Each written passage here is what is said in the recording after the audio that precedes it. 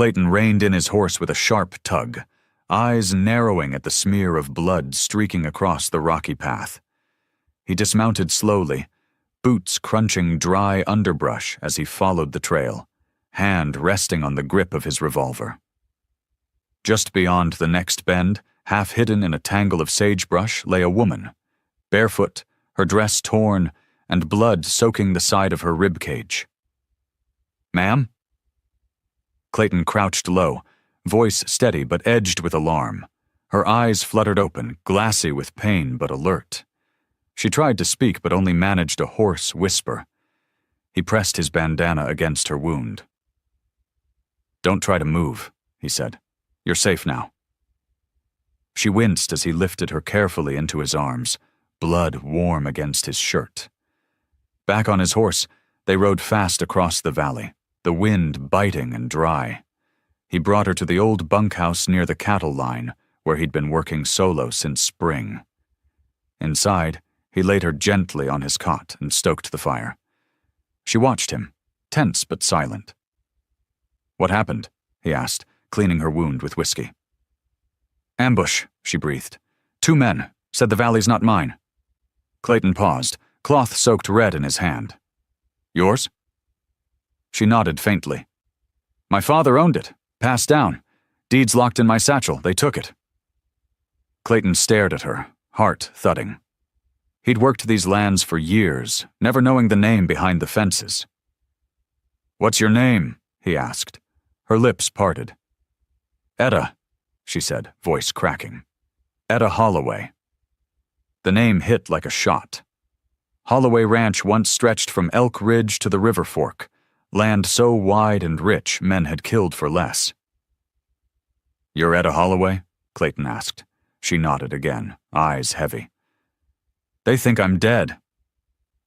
He rose, storm brewing behind his eyes. "Then let's give them a reason to wish they'd finished the job."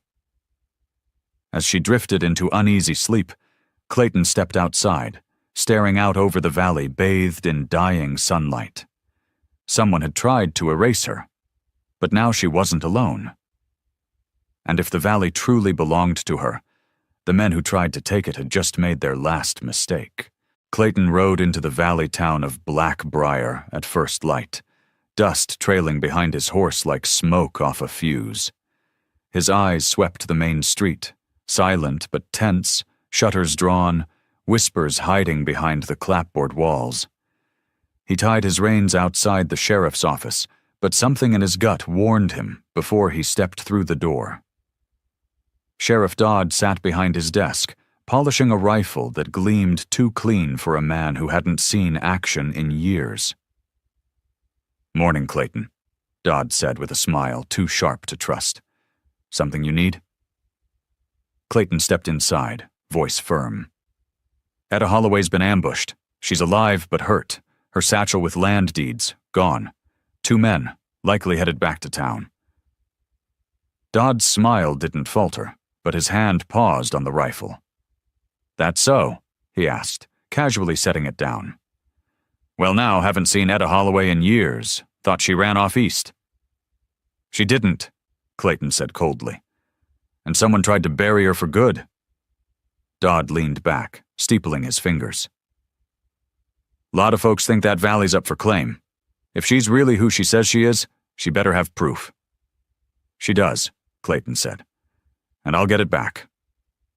Dodd stood slowly, voice lowering. "You be careful where you dig, cowboy. Some things in this town been settled long ago." Clayton met his stare with ice. "Not if it's settled in blood?" As he turned and left, he felt Dodd's eyes boring into his back. Outside, the saloon's bat-wing doors creaked open, and 2 men stepped out, one with a scar across his temple, the other with a limp and a sneer. Clayton recognized the scarred one from a week ago, watching from the ridge like a buzzard.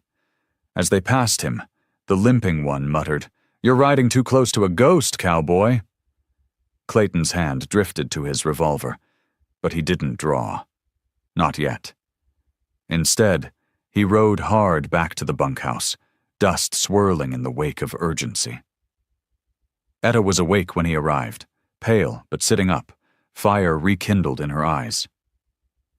"I remember their faces," she said before he could speak. "One had a scar like a lightning bolt." Clayton nodded. "I saw him. In town." Etta's lips thinned. "Then we know where they are." Clayton sat beside her, voice like thunder. "Now we just need to show them what happens when you come for a Holloway and miss." Etta winced as she pulled her coat over the bandages, her jaw tight with stubborn resolve. "They think I'm dead, which gives us time," she said, voice steadier than her limbs. Clayton stood by the window, watching storm clouds gather above the valley. "We'll need more than time. We need proof, allies, and a plan." Etta reached beneath her skirts, pulling out a small tin box hidden in the lining. Inside, wrapped in waxed cloth, were faded papers, each marked with the Holloway seal. "This land deed's the original," she said, holding it out. "If I show it in town, they'll burn it before I finish my sentence." Clayton nodded slowly. "Then we don't go to them. We make them come to us." Etta raised an eyebrow. "How?" He turned, eyes hard as shale. "We send word across the valley. You're not dead, and you're taking back what's yours. Let the ranchers hear it. Let the thieves sweat. If they want a war, we'll give them a battlefield." That evening, Clayton rode to every watering hole and ranch house from Deer Ridge to Silver Fork, dropping a single message in every hand he trusted. Etta Holloway lives. The next morning, riders showed up at the bunkhouse, old ranch hands who'd once worked for her father, men who'd been driven off by fear or gold. "She's the last Holloway," one grizzled cowboy said, nodding to Etta. "And I'd die before I let the likes of Dodd steal her land." By dusk, they'd formed a plan: fake a meeting, bait the thieves with false rumors of a second deed hidden at the Holloway barn. The valley was divided now, between those who remembered justice and those who chased greed. Clayton loaded his rifle, then turned to Etta. "You sure about this?" She looked out over the land, jaw firm. "They tried to kill me for my name," she said. "Now they'll learn what that name stands for."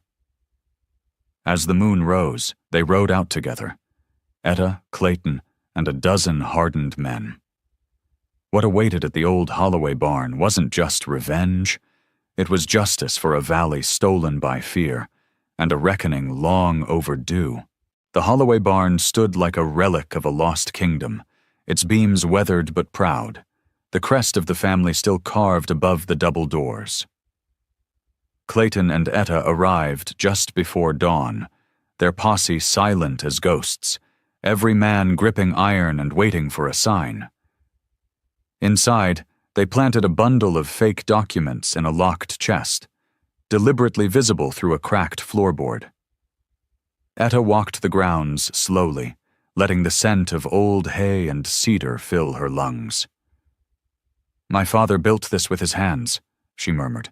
"They torched everything else, but this they feared." Clayton stood beside her, scanning the ridge. "They'll come fast. You sure you want to be seen?" Etta nodded. "Let them see what they tried to bury." They didn't wait long. By midday, hoofbeats thundered across the ridge, and Sheriff Dodd led the pack. 10 riders, including the scar-faced man and the limping brute from town. Dodd dismounted with a smirk, rifle across his chest. "Well, look who rose from the grave," he said. "You've got guts, Etta, but guts don't change law." Etta stepped forward, holding up the deed. "Law's only real if men like you don't poison it." Dodd's smirk faded. "That paper won't save you." Clayton stepped beside her, rifle pointed down but ready. "She's not alone, and you're not taking this valley without blood." The standoff crackled with tension, the air thick as thunder clouds. Dodd raised his hand, signaling his men. "Burn it," he barked. "Burn the barn, the deed, and bury the Holloway name for good." The scar-faced rider lit a torch, but a shot rang out. The flame snuffed before it left his hand. Clayton lowered his smoking rifle. "First man who moves dies where he stands," he growled. Around them, ranchers rose from the brush, rifles aimed, eyes fierce. Dodd's riders froze. "You brought the valley with you?" he spat. "They brought themselves," Etta answered. "Turns out this land remembers its true owner."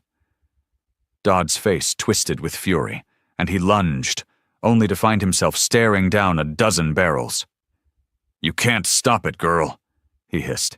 "You can't win." Etta stepped close, eyes blazing. "I already did." And with a single nod, she signaled the end of the old war. The air was thick with gunpowder and tension as Dodd and his men were disarmed one by one, their weapons tossed into a pile beside the barn. Clayton kept watch with eyes like sharpened steel, while Etta addressed the gathered ranchers, her voice calm but laced with fire. "They tried to erase my family name with a bullet," she said, "but a name doesn't die so easy, not when it's carved into the land." The ranchers murmured their agreement, men who'd known her father, men who'd once watched their homes be swallowed by lies. Dodd sneered from where he was bound to a fence post. "You think you've won? There's more where we came from. Men with money. Men who'll see a woman like you dead before they let go of a valley this rich."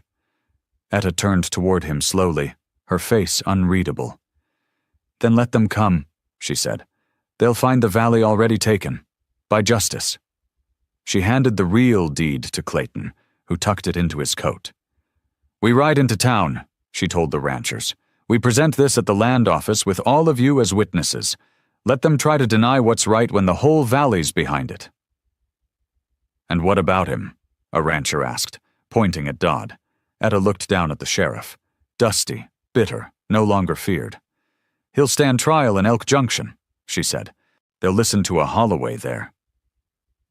Clayton nodded, already untying a horse to lash Dodd to. As the crowd began to move, Etta stepped away from the barn, looking out over the rolling hills her father once claimed. "You all right?" Clayton asked quietly as he approached. "No," she said honestly, "but I will be."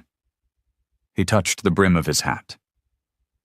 "You brought more than a name back today?" She gave a small smile.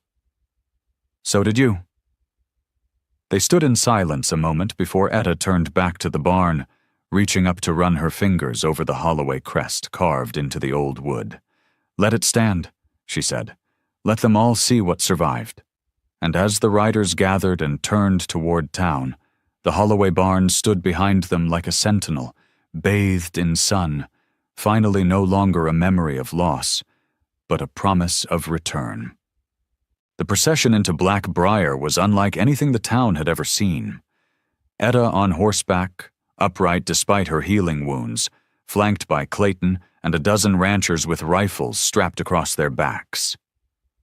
Sheriff Dodd rode behind them, bound at the wrists, scowling as whispers spread like wildfire through the streets. Curtains parted, townsfolk stepped out in silence, and by the time they reached the land office, a crowd had gathered. Etta dismounted first, boots landing hard on the wooden steps. She held the deed high in one hand, her voice sharp and unwavering. "This valley belongs to the Holloway name by law and blood, and it's time that law was honored." Inside, the land officer, a meek man named Tully, who had once been bribed into looking the other way, paled when he saw her. I thought you were dead," he stammered. "You thought wrong," Etta replied. She laid the deed on the counter. "Witnessed by every man who rode with me, backed by every one of their signatures if need be, and if you try to bury this again, the whole county will hear about it." Tully's hand trembled as he took the papers. It's valid," he whispered, reading over the seal. "Original and binding. This gives you ownership of the entire Holloway spread." A murmur ran through the crowd, part awe, part fear. Clayton stepped beside her, eyes sweeping the room. "What about the men who attacked her?" he asked. "You going to claim they acted alone, or do you want to come clean?" Tully's gaze shifted to Dodd, then to the crowd. "I didn't know they'd go that far," he muttered. "They said she'd forfeited, left the valley." "She never left," Etta said coldly. "You just stopped seeing." That night, the town sat divided. Those loyal to Dodd, now stripped of power, and those loyal to the law reawakened by a woman's return. Lines were drawn not with guns, but with truth.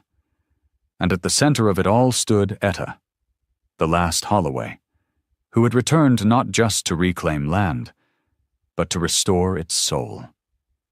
Outside the saloon, Clayton lit a lantern and handed it to her. "You sure you want to stay here tonight?" She took it, eyes steady. "This is my valley. I sleep on my land, and I face my enemies in daylight." The silence of midnight on the Holloway land was broken only by the faint creak of a gate and the whisper of wind through tall grass. Clayton sat on the porch, rifle across his lap, eyes scanning the dark. Inside, Etta lay awake, her body still weak but her mind sharper than ever. The deed was filed, the valley reclaimed. But justice wasn't done. The men who attacked her hadn't all been caught, and someone had paid them to do it. Clayton heard the soft steps before he saw the shape moving through the trees. He rose without a sound, stepping off the porch and into the shadows. "That's far enough," he called. The figure stopped. A young man, barely 20, hands trembling. "I need to talk to Miss Holloway," he said. "Please." Clayton studied him, then nodded towards the house. Slowly. Inside, Etta sat up as the boy entered, eyes wary. "You were there," she said. "The barn raid. You lit the second torch." The boy's eyes dropped. "I didn't know who you were. I was told it was squatters, that the Holloway line was dead." "Who told you?" Clayton asked. The boy hesitated. "A banker from New Houston, Whitmore. He said if we cleared the land and got rid of the deed, the valley'd be split between us and his company." Etta stood slowly, every movement tight with control. "Why come now?" The boy swallowed hard. "Because I saw you standing in town like you weren't afraid of anyone, and because I found this." He pulled a blood-stained envelope from his coat and laid it on the table. Inside was a second deed, one forged and dated weeks before the ambush, stamped with a falsified Holloway signature. Etta's hands shook as she held it. "They were planning to take it before they ever laid eyes on me," she whispered. Clayton's face hardened. "Whitmore doesn't care about law, only titles and silence." Etta looked up, her voice low and cold. "Then we break the silence." She turned to the boy. "You ride to New Houston with us. You testify."